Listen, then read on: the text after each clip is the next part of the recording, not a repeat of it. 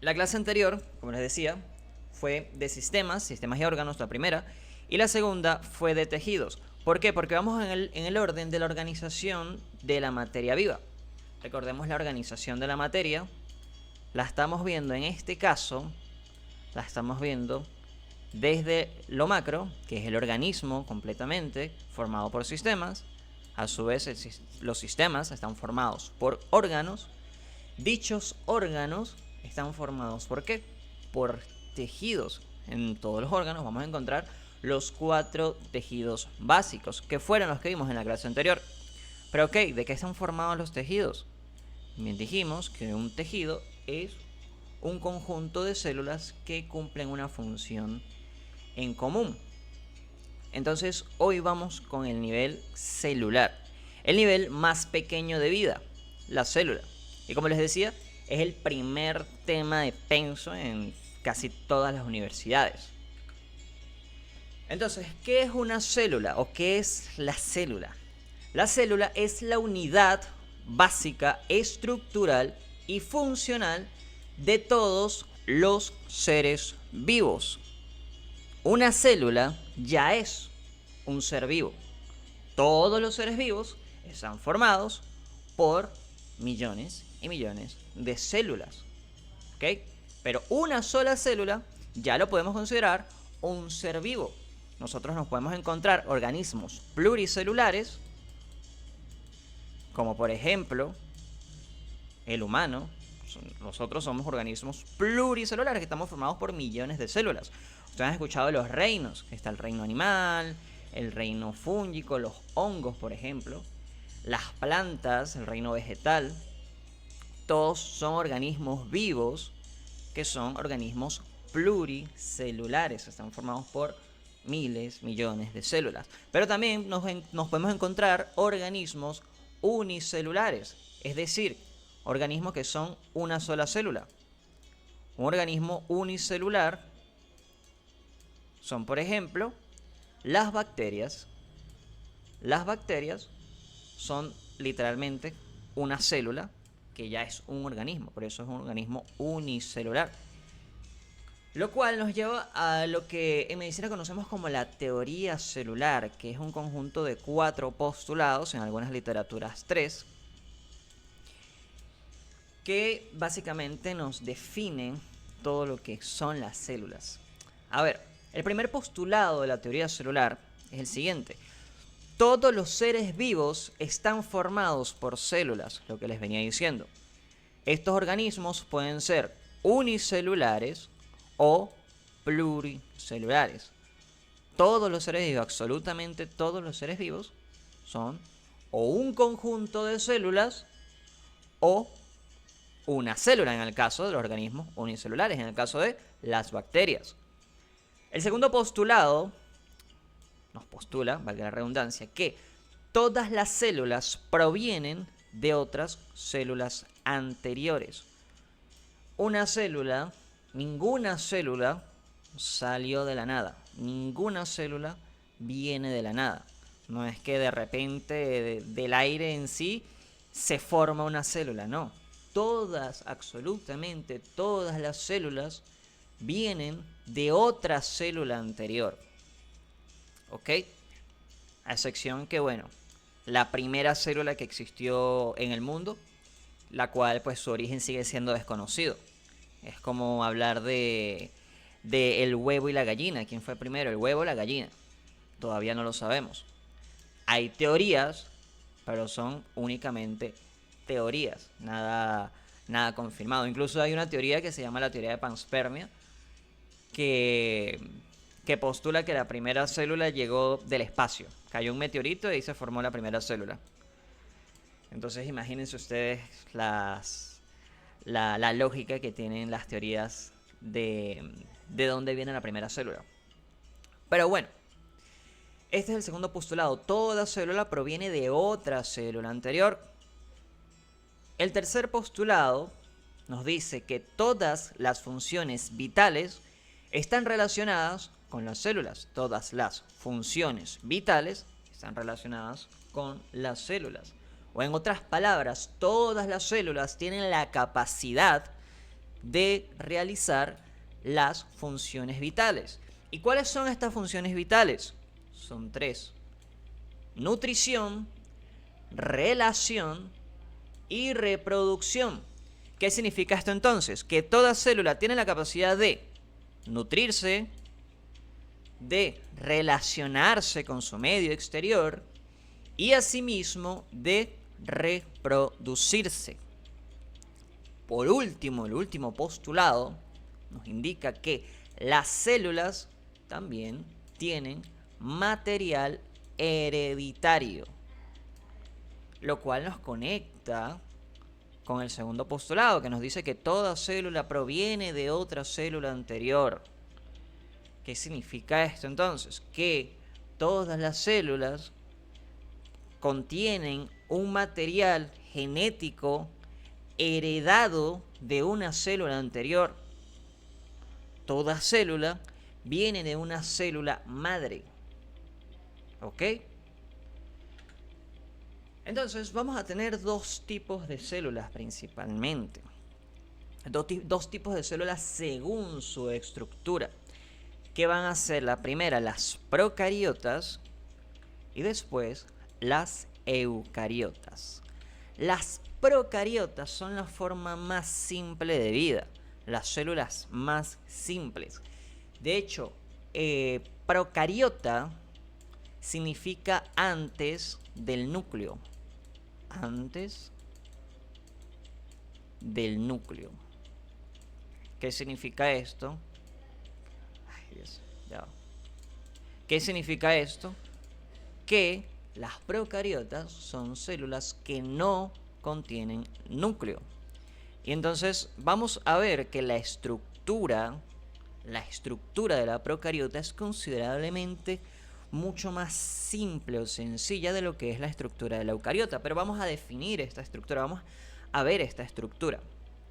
Yendo desde el exterior de la célula hacia el interior, vamos a encontrar que está recubierta por una cápsula. Una cápsula que es todo esto verde que observamos acá.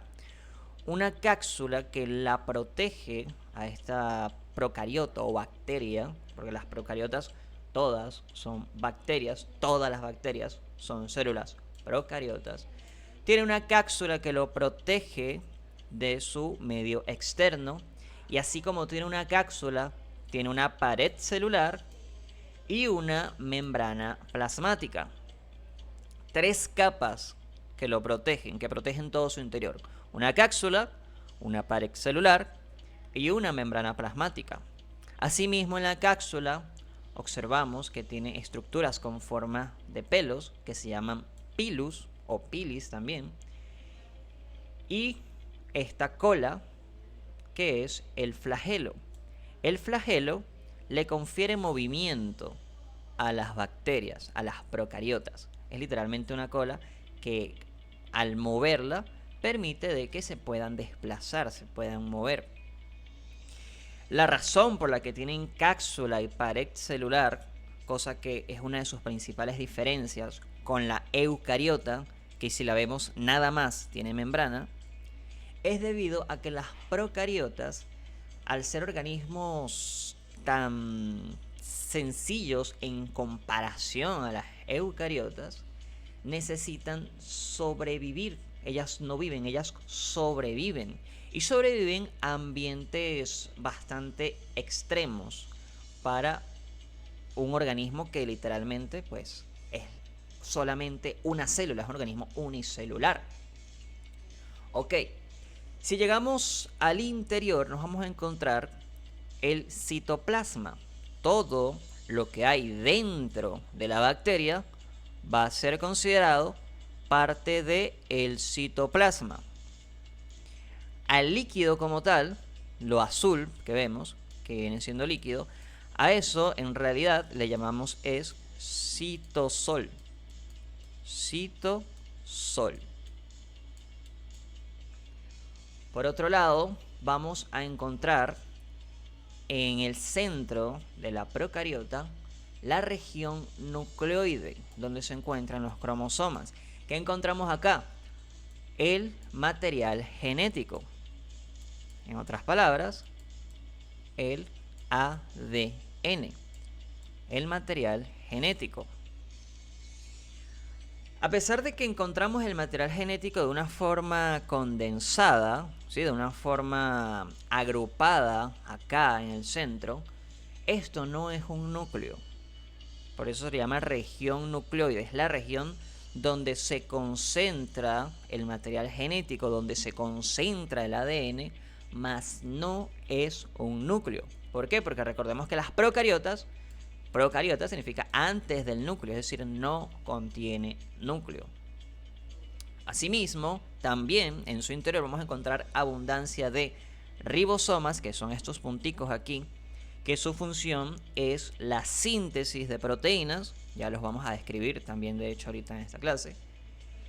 Y por último tenemos los plásmidos, que son estas pequeñas estructuras ovaladas que observamos aquí, que son fragmentos de ADN que se separan de la región nucleoide y son esenciales en la supervivencia de la procariota.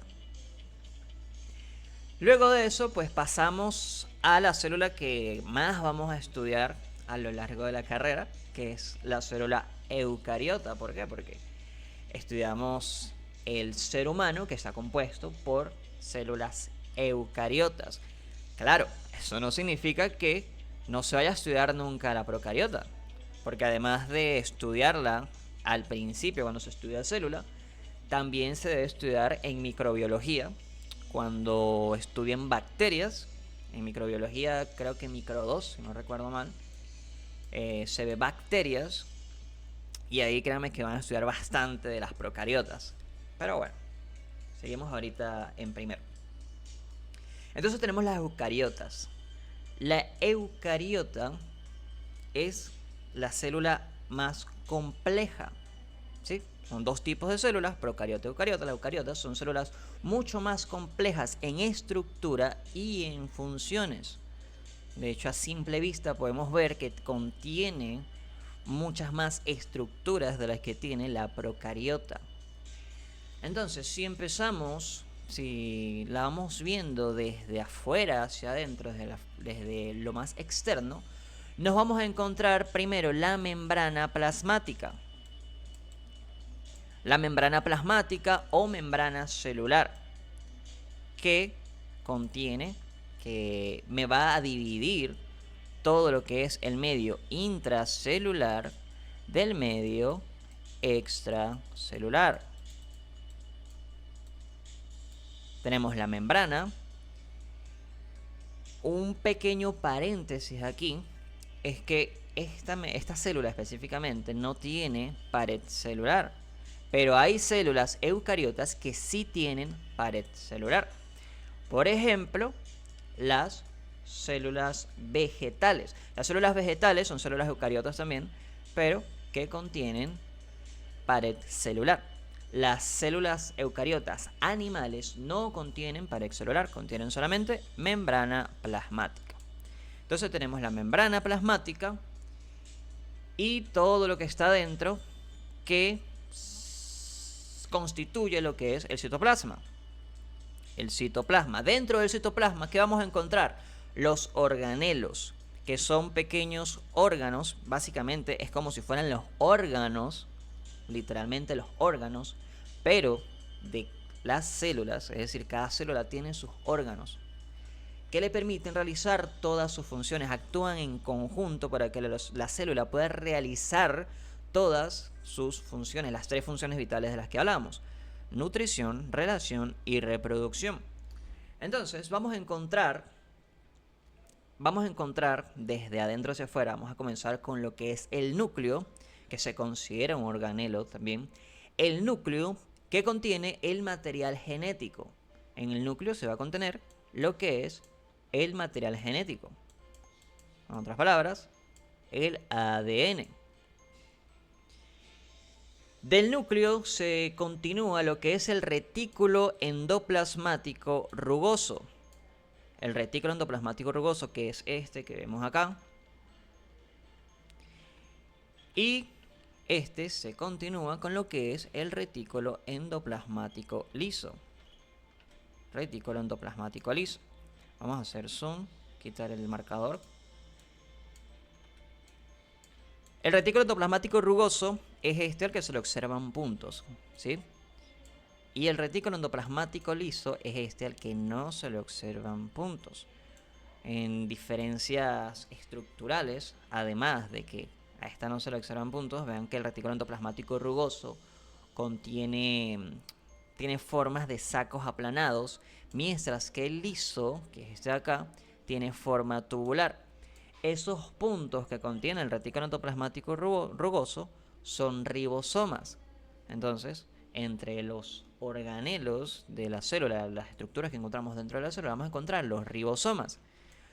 Abundantes, demasiados ribosomas vamos a encontrar tanto en el retículo endoplasmático como a lo largo y ancho de todo el citoplasma.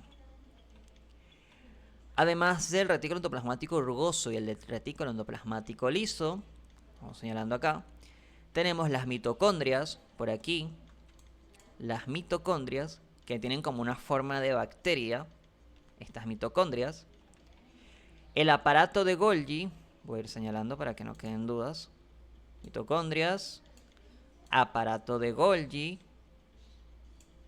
del aparato de Golgi se desprenden los lisosomas, que son estas vesículas como burbujitas que se encuentran dentro de la célula, que se desprenden del aparato de Golgi, lisosomas. ¿Qué más encontramos? Ribosomas, lo que es nucleolo y la cromatina. Tanto la cromatina es básicamente el ADN condensado, el material genético condensado dentro del núcleo, y el nucleolo es una especie de núcleo que se encuentra literalmente dentro del núcleo, que no es más que cromatina altamente condensada, mucha cromatina que se condensa, es decir, mucho material genético que se une acá y nos forma una especie de núcleo dentro del mismo núcleo. Asimismo, cuando hablamos de citoplasma, vamos a ver que es lo mismo que les había comentado anteriormente, que el citoplasma en sí se refiere a todo lo que hay dentro y al líquido se le llama citosol. Lo mismo pasa también con la célula eucariota, al líquido se le llama citosol. Y por último, no nos podemos olvidar del citoesqueleto, que es básicamente el esqueleto celular. Por eso se llama esqueleto. Cito es de célula y esqueleto, pues de esqueleto. Cumple la función, la misma función que cumple nuestro esqueleto, que nos da forma, que nos permite el movimiento. La misma función cumple el citoesqueleto, el esqueleto celular. Le da estructura, le da forma a nuestras células eucariotas y le permite el movimiento. Ok, hasta los momentos, ¿va quedando alguna duda? ¿O va quedando todo claro?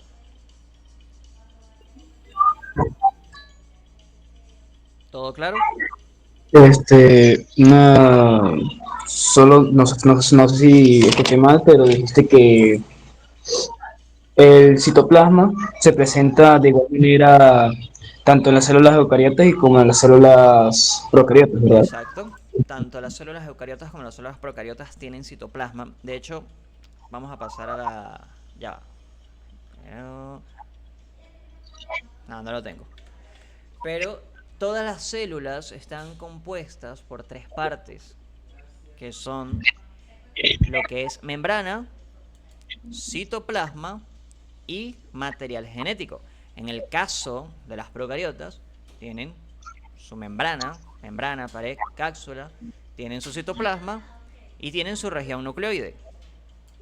Las eucariotas tienen membrana, tienen citoplasma y la región donde se encuentra el material genético, que es el núcleo.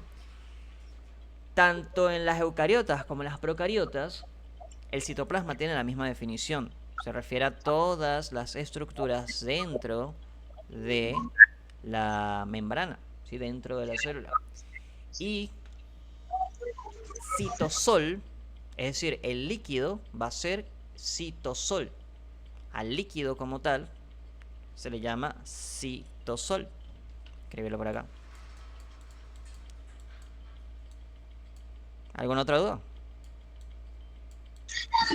Una última duda. Ajá. Dijiste que en el núcleo, en el nucleoide, se guarda el material genético, o sea, el ADN, pero en el aparato de Golgi también.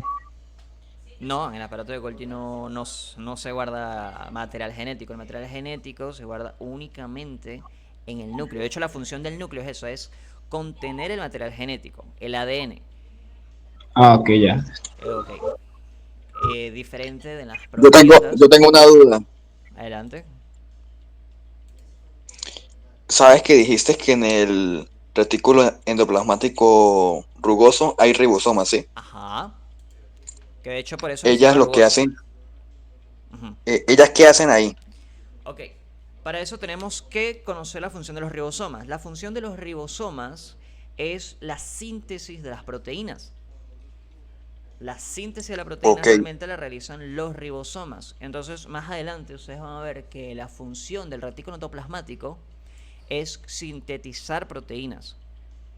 Entonces, ahí uno puede pensar, al leer eso, va a pensar, ok, entonces el retículo endoplasmático rugoso sintetiza proteínas. No es que el retículo endoplasmático rugoso sintetice proteínas, pero, sintetizar es crear, Andreymar. Crean proteínas, fabrican proteínas. No es que el retículo endoplasmático rugoso sintetice o cree proteínas. Es que los ribosomas crean, fabrican, sintetizan proteínas. Entonces, el retículo endoplasmático rugoso recibe su nombre de rugoso, es justamente porque se encuentran en su membrana ribosomas unidos. Por eso se le llama rugoso, porque está lleno de ribosomas. Y pues esos ribosomas están constantemente sintetizando las proteínas. Por otro lado, el retículo endoplasmático liso recibe su nombre debido a que no tiene esos ribosomas, entonces pues tiene una función distinta, que en este caso pues es sintetizar lípidos. ¿Queda, ok. ¿Queda claro? ¿Alguna otra duda?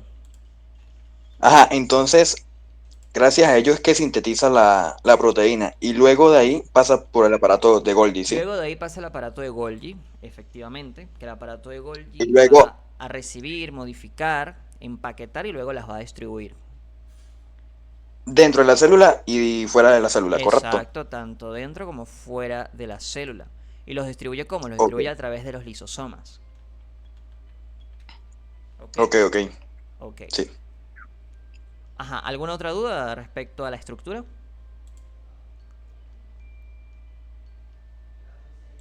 No, queda todo claro.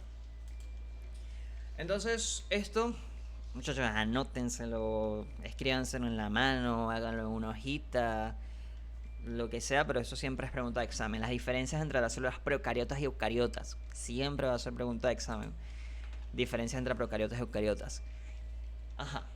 La primera diferencia, lo primero que mencionábamos entre las eucariotas y las procariotas, es que las procariotas son células más simples que las eucariotas, que son células más complejas. La segunda diferencia es el tamaño. Las procariotas son células mucho más pequeñas en comparación a las eucariotas. Las procariotas son células de un tamaño menor a 10 micras. Mientras que las eucariotas son células que tienen tamaños mayores a 100 micras. Incluso desde 100 micras hasta 1 metro puede llegar a medir una célula eucariota. Como por ejemplo, una neurona. Las neuronas son las células más grandes, más largas que se pueden encontrar. Una neurona que constituya un nervio que va desde la columna vertebral hacia el pie, pues te puede medir 1 metro, para colocarles un ejemplo. Ok, entonces en tamaño las eucariotas triplican o multiplican demasiado a las procariotas. Demasiado. Ok, las procariotas siempre son organismos unicelulares. Siempre. Siempre van a ser organismos unicelulares. Siempre van a ser bacterias. Cuando ustedes les hablen de bacterias, están hablando de procariotas. Más nada. Todas las bacterias van a ser organismos procariotas. Por otro lado, las eucariotas pueden ser tanto organismos unicelulares como organismos pluricelulares. Todos los organismos pluricelulares van a ser eucariotas. Y también hay algunos organismos unicelulares que son eucariotas. Otra diferencia es que las procariotas contienen el material genético disperso. ¿Por qué lo contienen disperso? Porque no tienen núcleo. Y al no tener núcleo, pues su material genético se encuentra de forma dispersa. Aunque se agrupe de cierta manera en lo que llamamos región nucleoide, no hay una membrana alrededor de ese material genético que lo proteja, que lo contenga en una sola zona. Por otro lado, las células eucariotas tenían su material genético contenido en el núcleo. Las células procariotas tienen un núcleo no delimitado. Las eucariotas contienen organelos, una diferencia también muy importante, que las procariotas no contienen organelos. Ahora vamos a agregar a esta diferencia, vamos a agregar la palabra membranoso. No contiene organelos membranosos. Y las eucariotas sí contienen organelos membranosos. ¿Cómo que membranoso, Paul? Vamos un momentico para atrás. Los organelos, todos estos organelos, los llamamos organelos membranosos. ¿Por qué? ¿Por qué? Porque contienen membrana, así como la membrana plasmática, como la membrana celular, la membrana que rodea a todas estas estructuras y me permite la existencia de la célula, la vida de la célula. Los organelos también están compuestos por membrana estructuralmente muy parecida a la membrana plasmática, como por ejemplo el aparato de Golgi. El aparato de Golgi son como sacos aplanados que son membrana, o sea, esto es membrana. No es membrana plasmática, pero es membrana, la membrana del aparato de Golgi. El núcleo está rodeado por una membrana nuclear con una estructura igualmente parecida a lo que es la membrana plasmática.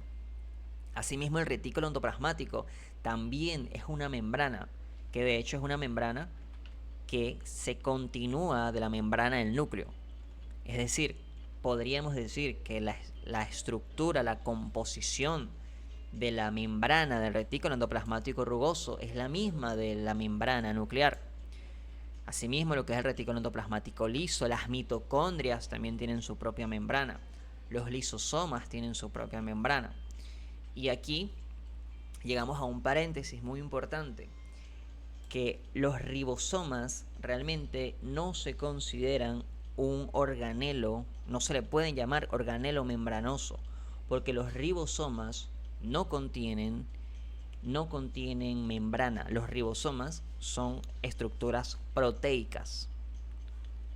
Y eso pues lo verán mucho más a fondo después, pero los ribosomas están formados por proteínas y por el ARN.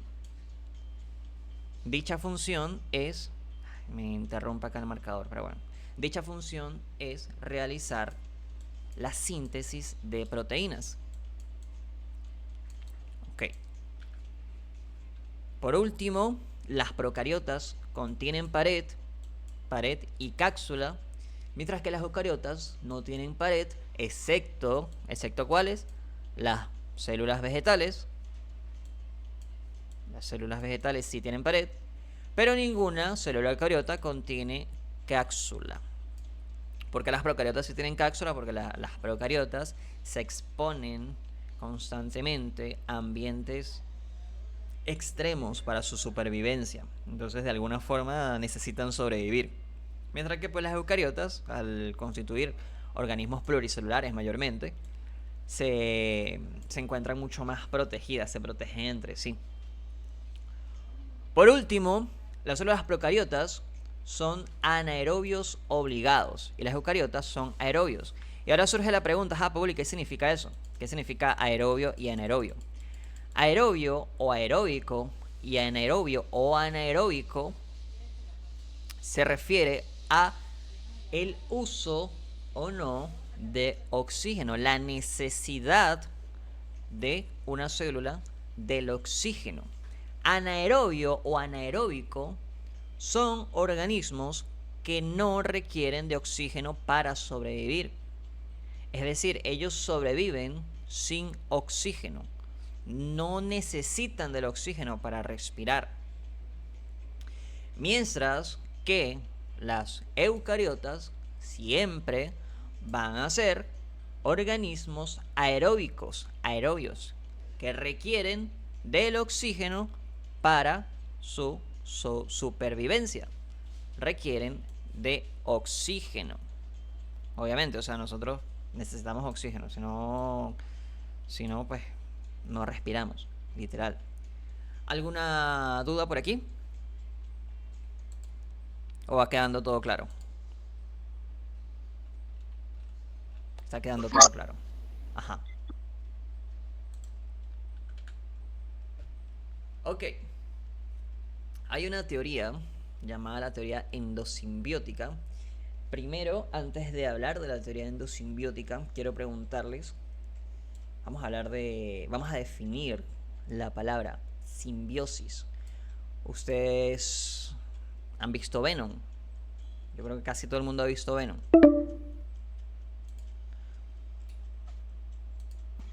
La llamada finalizará en 15 minutos.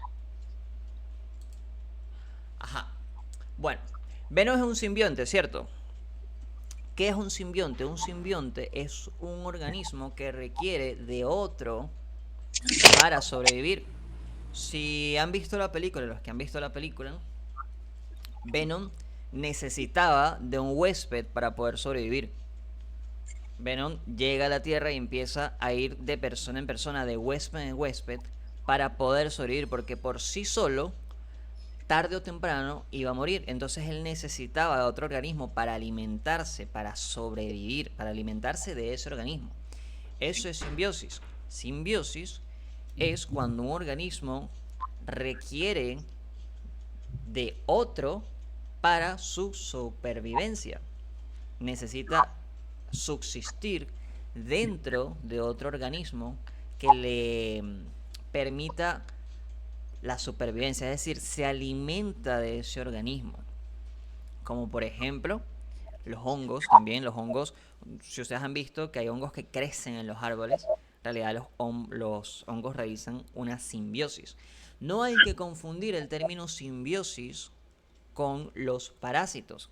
Si volvemos a la película, hay una escena en la primera película donde Eddie Brock, sí, no me acuerdo del nombre, Eddie Brock le dice a Venom que es un parásito y él se molesta. ¿Por qué no es un parásito? Un parásito necesita otro organismo para sobrevivir, pero no le da nada a cambio. O sea, un parásito es un organismo que vive dentro de otro, se alimenta de él, pero no le da nada a cambio. En cambio, una simbiosis es un intercambio entre ambos organismos. El organismo que requiere del otro, del huésped, se alimenta de ese huésped, pero le da algo a cambio.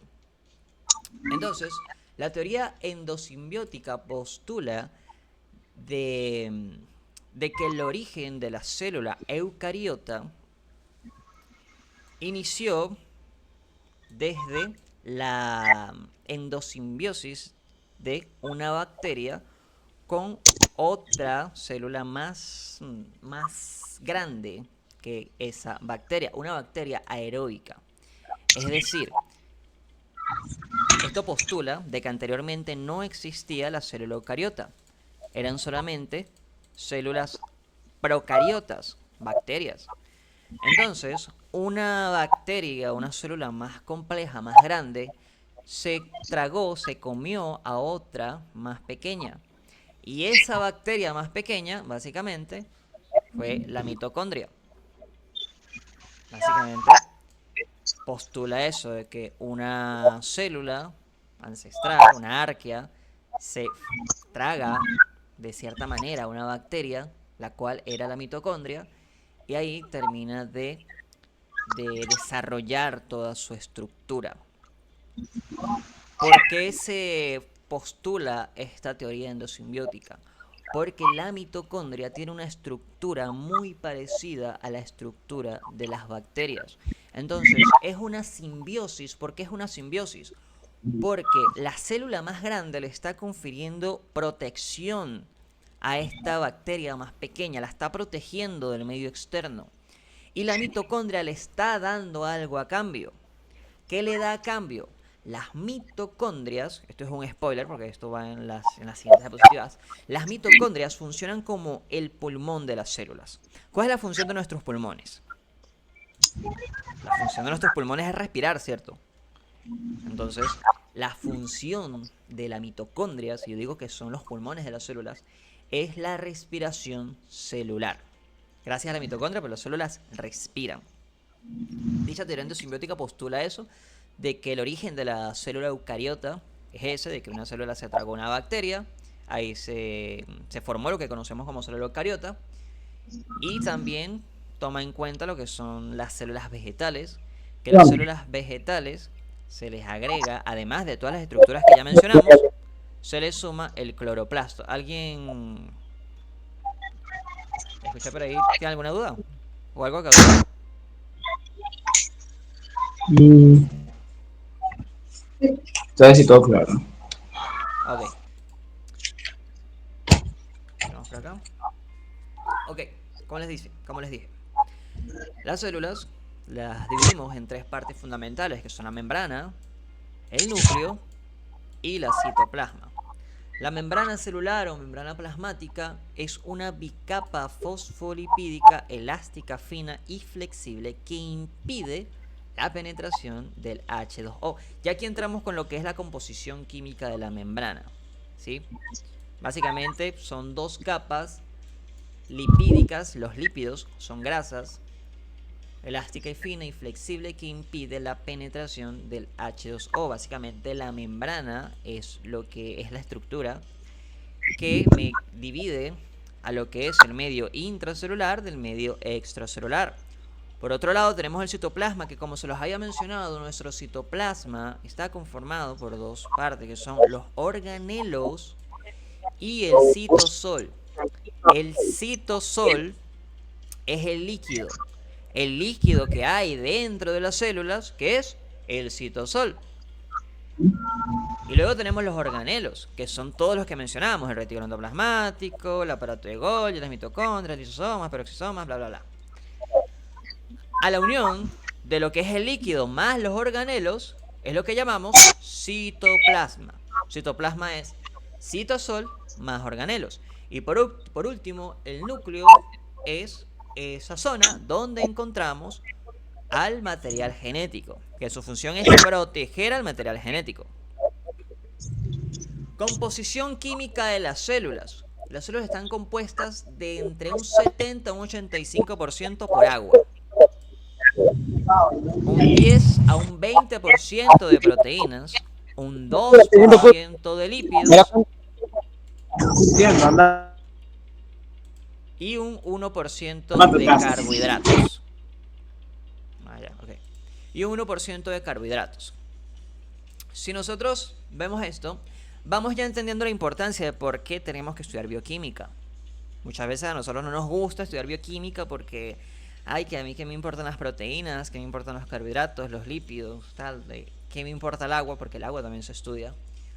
Pues nosotros, si estudiamos desde lo macro hasta lo micro o desde lo micro hasta lo macro, siempre vamos a tener que tomar en cuenta la química, la bioquímica, las biomoléculas. ¿Por qué? Porque la célula está formada, ¿por qué? Por biomoléculas, por proteínas, por lípidos, por carbohidratos, por agua. Si la célula está formada por biomoléculas y la célula me forma los tejidos me forman los órganos me forman los sistemas, vemos que las bases de la vida están en la química. Son las bases químicas de la vida, las bases bioquímicas de la vida. Ok, yendo con los organelos, con las funciones de cada organelo, tenemos el retículo endoplasmático, que ya le había mencionado, pero recordemos. Retículo endoplasmático, tenemos retículo endoplasmático rugoso y retículo endoplasmático liso. Rugoso y liso. ¿Cuál es la función del rugoso? Sintetizar proteínas. Y la función del liso, sintetizar lípidos. Ya, muchachos, un momento. Un momentico que me están llamando.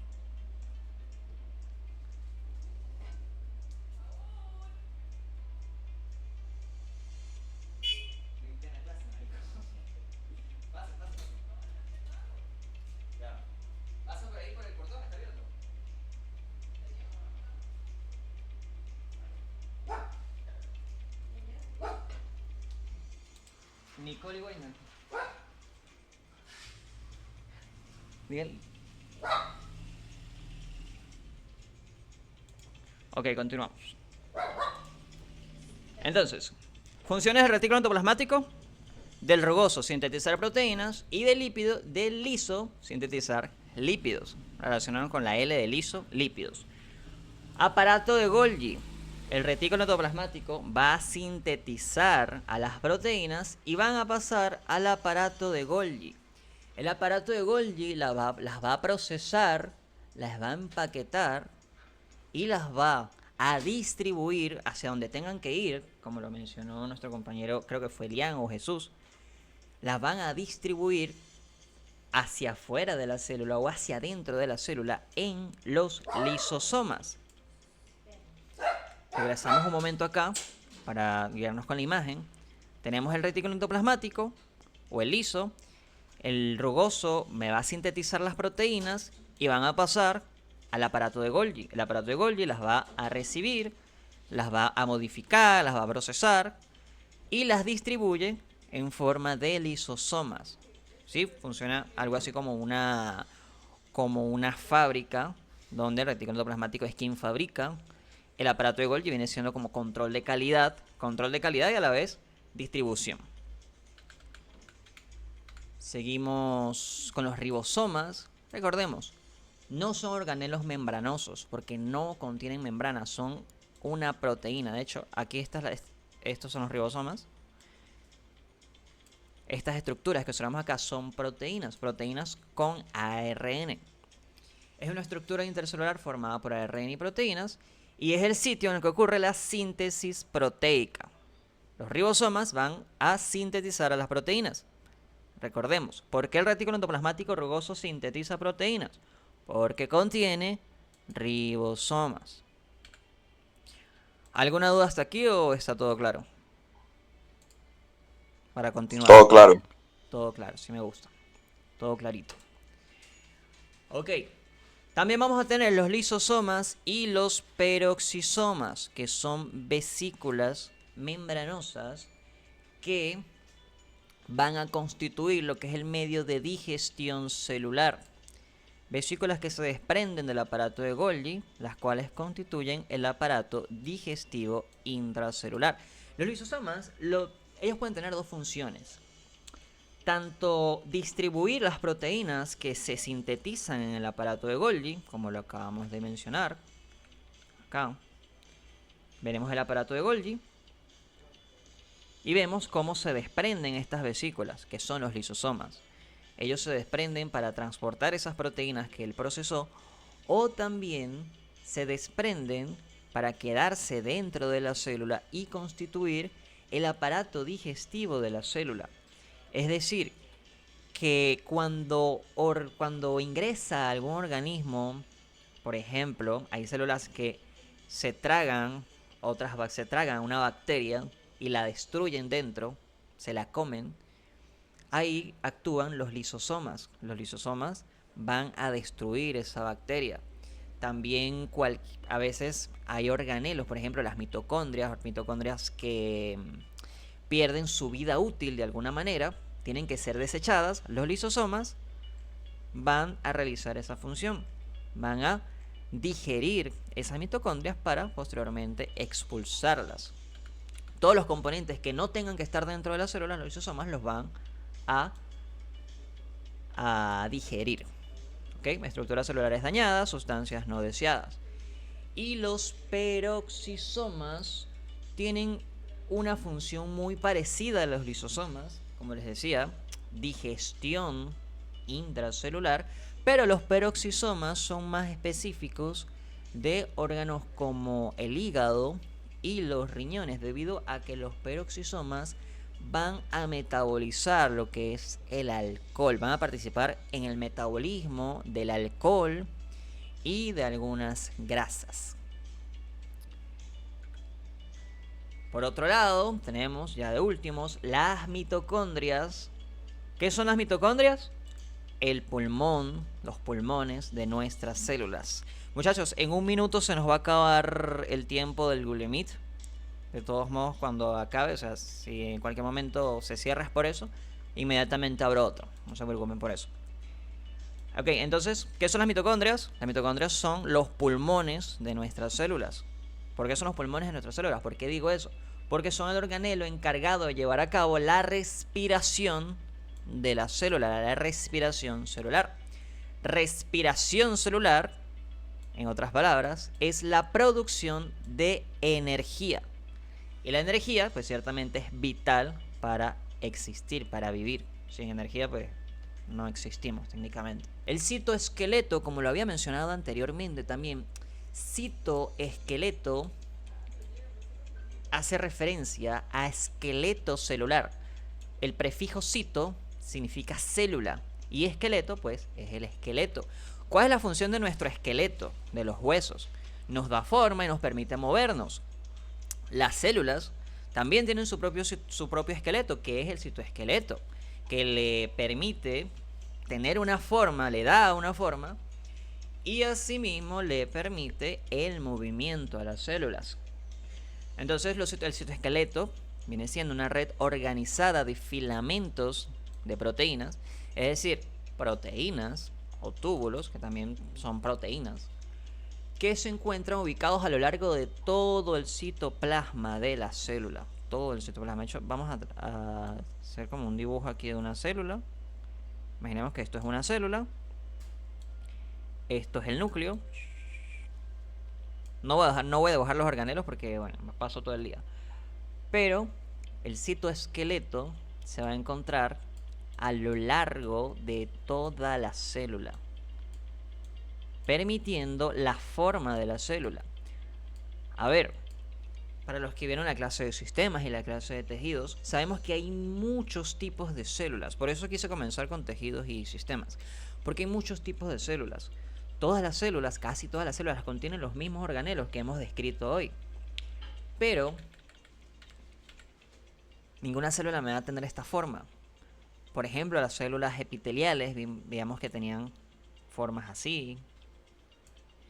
Las células musculares, las neuronas. Oh no, me quedó grande dibujar una neurona.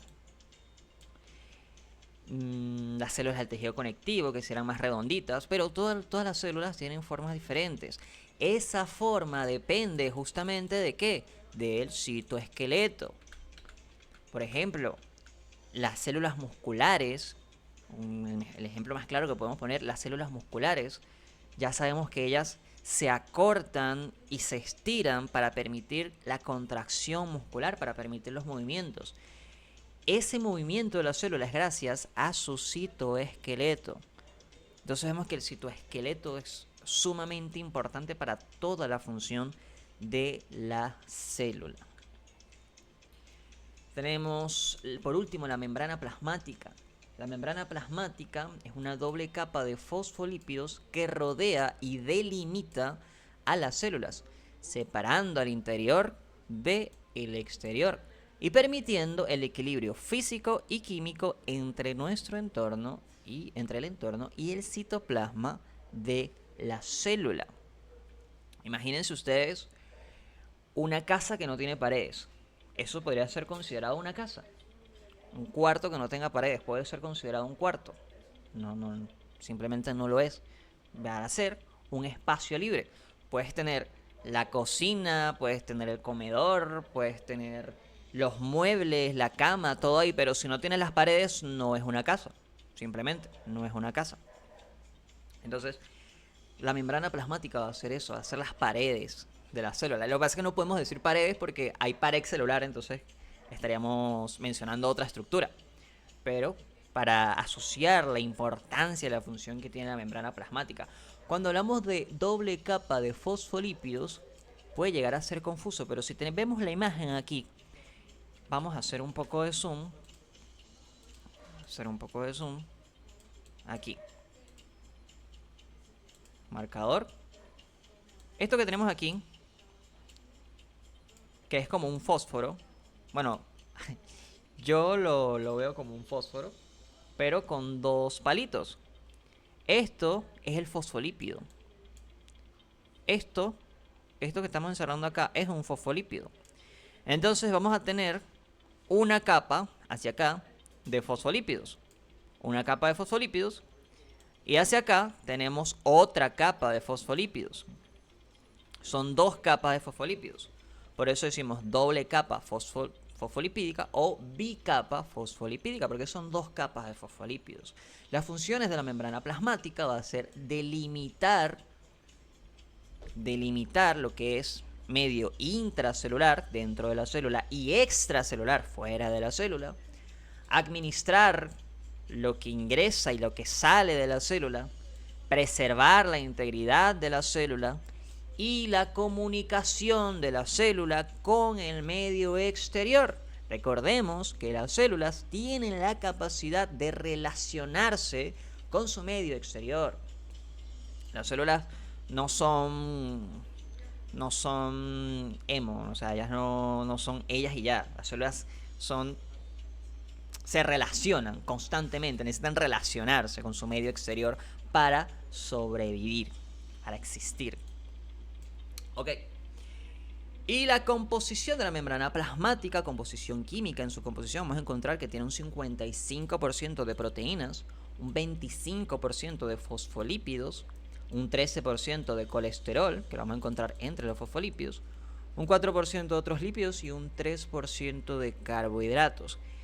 Todo esto se profundiza en lo que es el tema de membrana plasmática y se ve la importancia de cada uno de estos componentes químicos que tiene la membrana plasmática. Y ahora sí, de último tenemos el núcleo celular, el cual opera como una torre de control celular, ya que su misión es preservar el material genético y ponerlo en funcionamiento cuando sea necesario, como en la división o en la síntesis de proteínas. El núcleo celular contiene lo que es el ADN que es el material genético. Básicamente el ADN o material genético es como si fuera un libro. Es como el libro donde está plasmado todo lo que somos, todo lo que es la célula. Bueno, nosotros somos un conjunto de millones de células. Entonces todas nuestras células van a tener ese ADN, el cual es eso, es como un libro que tiene escrito todo lo que somos. Entonces ahí está toda la información. El núcleo, su función va a ser administrar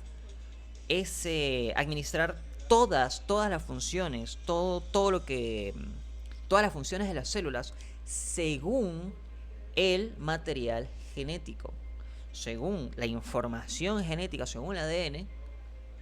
Nuestra célula va a funcionar de una manera u otra, y eso lo regula este señor, el núcleo. Va a ser como el jefe, básicamente, el control, la torre de control de todas las acciones que realiza nuestra célula, nuestras células. Y fin.